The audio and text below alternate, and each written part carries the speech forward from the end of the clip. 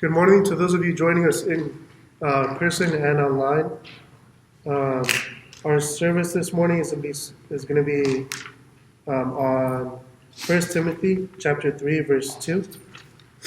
And it reads, "An overseer must be above reproach, the husband of one wife, temperate, prudent, respectable, hospitable, and able to teach." Sorry. Thank you, Caleb.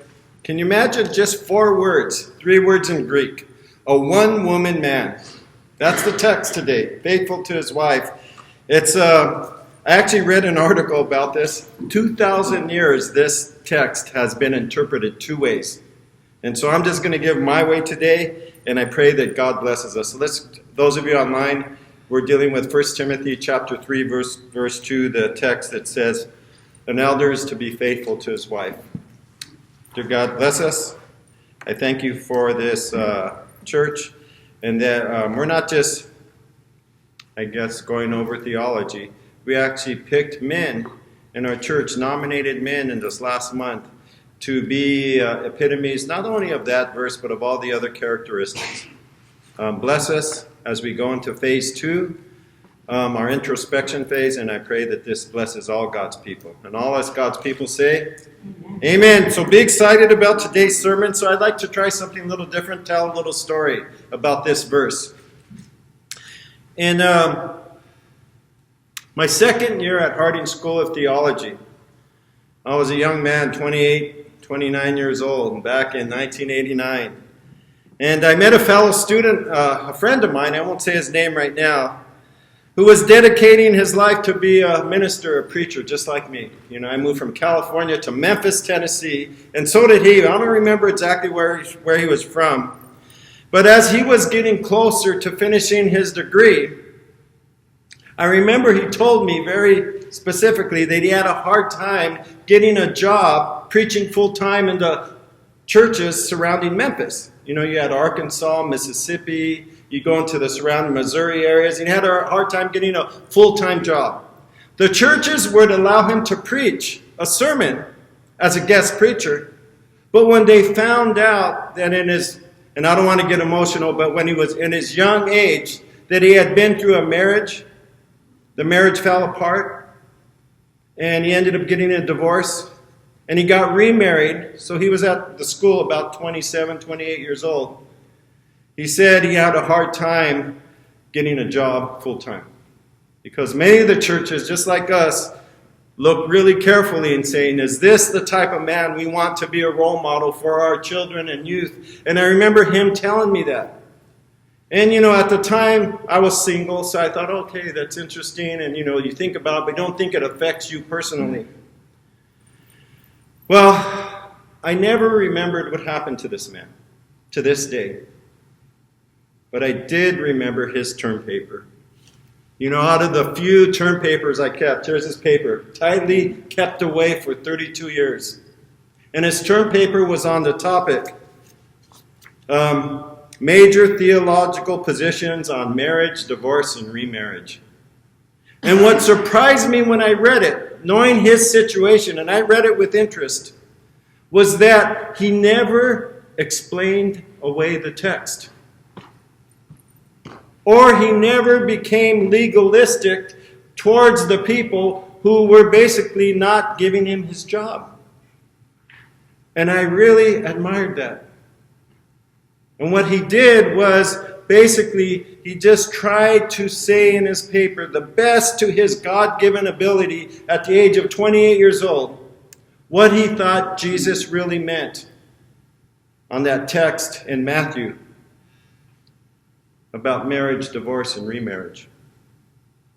What I want to do today is to do what this young man did at the time, is to the best of my God-given ability, to explain exactly what I feel, what faithful or an elder is to be above reproach, faithful to his wife, what exactly that little text means. You've heard it before, faithful to his wife. So that's what I want to do today. What does that mean?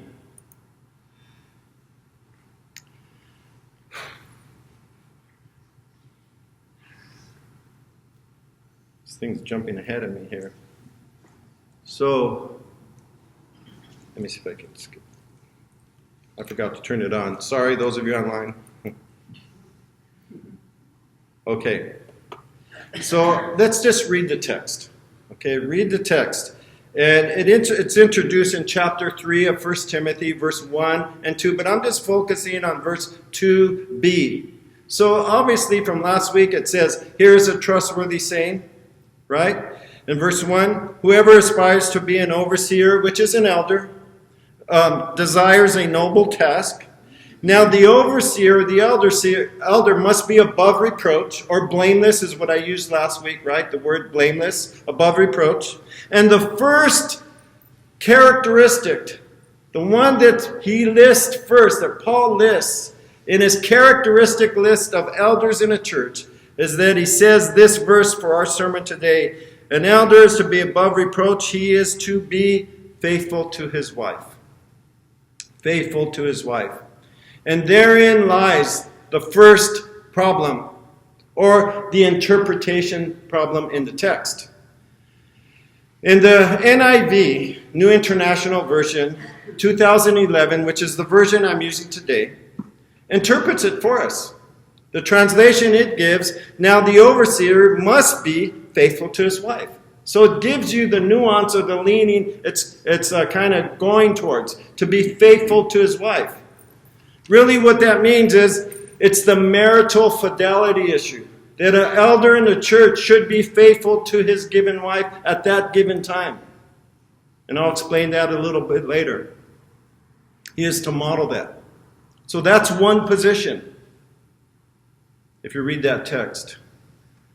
If, however, you read the 1984 New International Version, the same text reads a little bit differently, a little different nuance. And it says, now an elder is to be the husband of but one wife. Did you catch the difference? 2011, it reads, faithful to his wife. 1984, it says, he is to be the husband of but one wife. So, in other words, it could be interpreted as married only once. So, go back to 1989. My friend who was trying to get a job, 1984 was not too far from that. And maybe some of the members in the church had that version, married only once, and they may have been interpreted exactly as that, married only once. So these two translations, just for today's sermon, demonstrate a shift from the married only once position in 1984 to the marital fidelity, faithful to his wife position in those texts. And you could read from church history that it has gone in both ways for 2,000 years. So this shift from really a more literal form approach, 1984, they were trying to say what exactly does it mean literally, to an intended meaning, what they think Paul was really trying to mean to the churches in Ephesus and maybe in Crete, because he wrote the same text to Titus. So this shift from a more literal to an intended meaning begs to ask the question, why? Why the shift? If scholars are shifting on that, church members do too.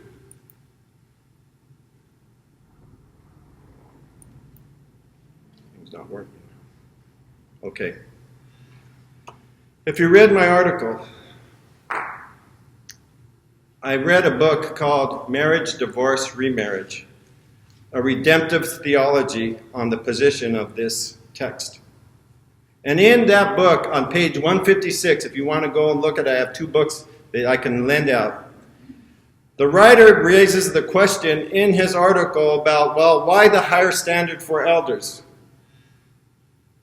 And doesn't the text say, married only once? Doesn't it mean that? And he raises that question. And here's what he says in the article. This is what he argues that it does not mean. Okay, and we'll get into the Greek and the original just for a brief minute. In the 2011 reading, faithful to his wife, is more literally translated, this is from, I guess he was using the Greek like what I do at times, the husband of but one wife. Or, he continues, the man of one wife. Or, to break it down even clearer, of one woman, the man. And my favorite way of understanding it was my title for this sermon. A one-woman man. That's what it says literally in Greek. A one-woman man. So, in other words, it doesn't quite mean someone who has never been divorced or married only once. It never literally says that. So, if it doesn't quite mean never been divorced or married only once, what does it mean? What is the position that Paul was intending for these elders and church members to, I guess, understand in this text? And I put in my notes here, Lord, help me to graciously answer that question. Amen? So, you got two positions, and I even put a little scale there. On the left, you have never been divorced, married only once. And then on the other side, you have faithful to his wife, marital fidelity.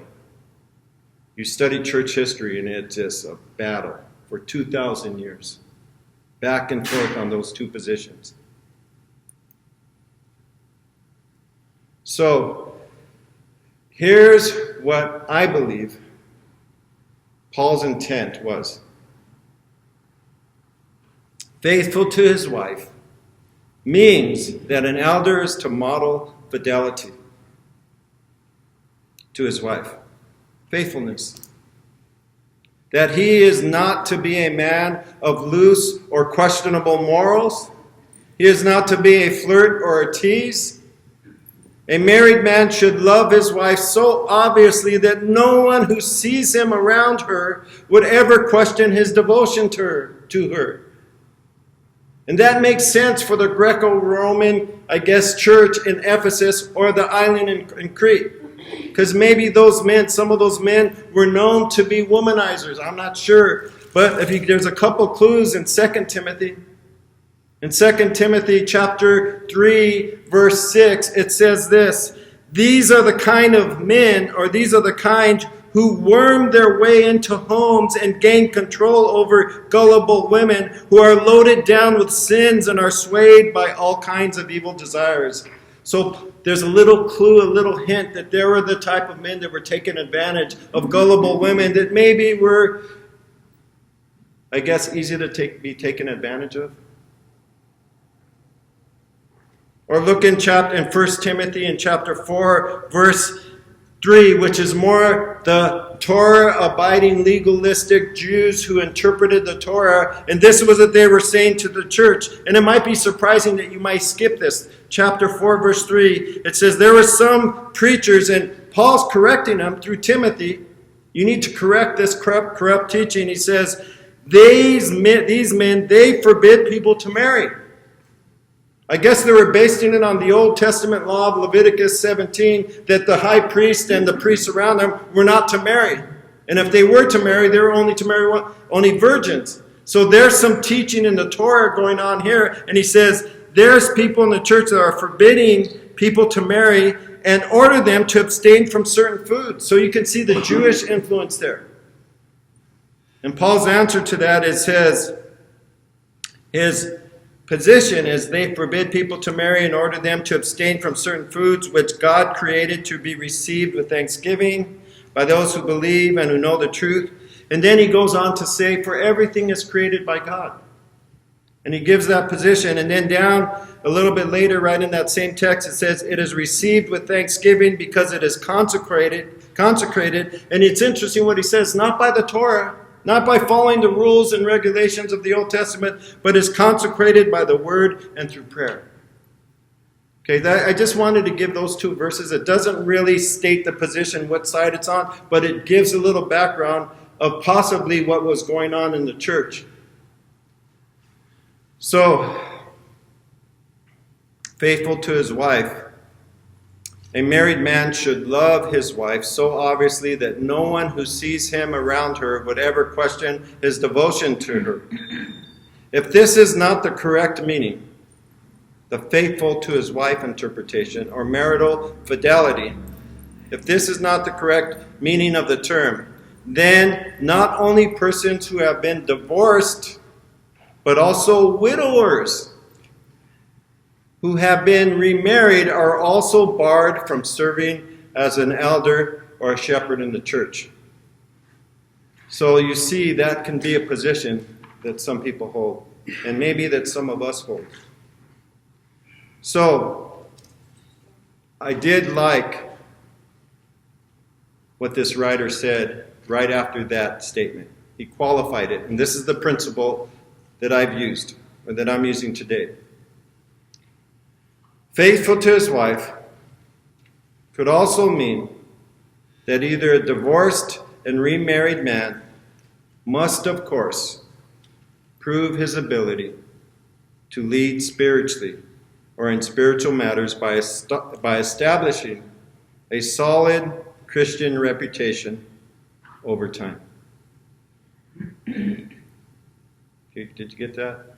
Solid reputation over time. This is the position that I guess I am taking. And this is the position that some of us in this church, when we nominated, have taken. And I'm asking some of you, just pray about your position as we go through the next phase, this introspection phase of our elder selection.